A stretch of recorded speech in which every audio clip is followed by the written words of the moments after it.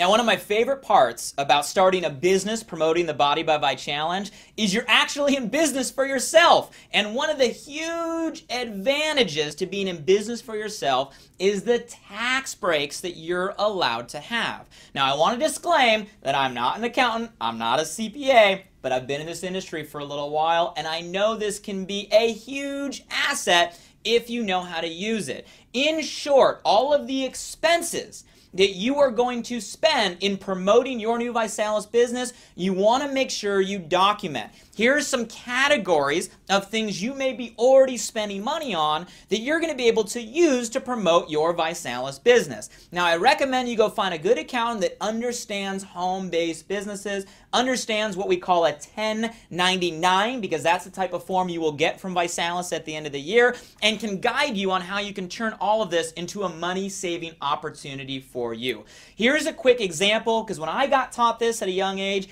it totally shifted my paradigm on how I was able to earn income. You see, most individuals are employees, right? Most individuals get paid on what we call a W-2, right, or a W-4. Now, here's a simple example of how when you're an employee getting paid on a W-2 or W-4, you're actually the last one to get paid. You end up paying everybody else first, and you end up keeping what's left. What's a good income, say, in our country, of someone that would say, man, I'm making a decent income? Most people would say, if you're making $100,000 a year, that's a decent living, right? You're a six-figure-a-year earner. So let's say you're an employee right now, and you are making, right, $100,000 a year.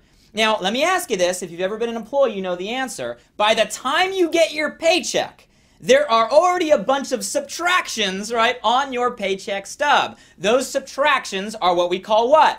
Taxes. Now, if you're in a $100,000 above income range, how much do you think, on average, you would pay in taxes? If you guessed 40%, you're about right. On average, you're paying about 40% in taxes. So let's say you were making $100,000.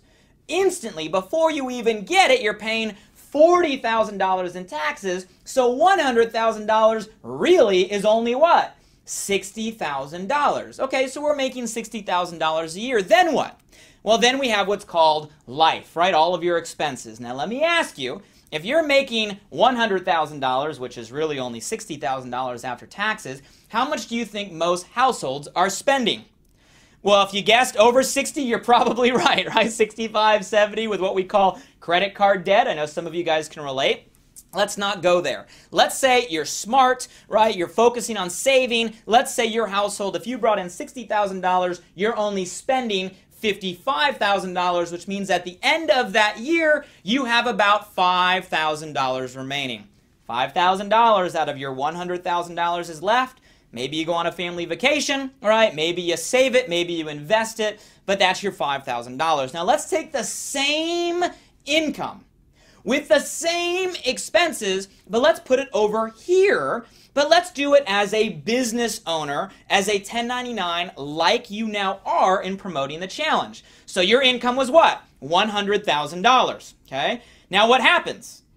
If you said taxes, you're right, but not yet. You see, here's the fun part. As a business owner, you're first able to deduct your business expenses and then get taxed on the remaining. So let's see how that works. $100,000, your expenses were $55,000, which leaves you $45,000 left that you're able to get taxed on. Now that $45,000 puts you in a lower tax bracket, which means on average you're only going to get taxed about $18,000, which leaves you remaining $27,000. Now look at the difference.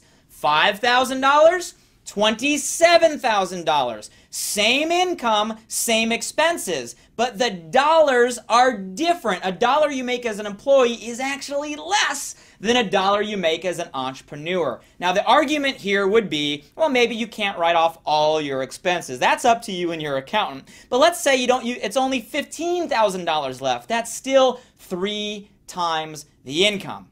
Once I learned that, guys, I swore I would never earn a dollar over here when it's not as worth as much as a dollar over here. So congratulations for now taking that jump, becoming an entrepreneur and promoting the challenge. And in short, make sure you're documenting your expenses, because I just showed you how you could make or save, a penny saved is a penny earned, before you even start generating income from the ViSalus compensation plan.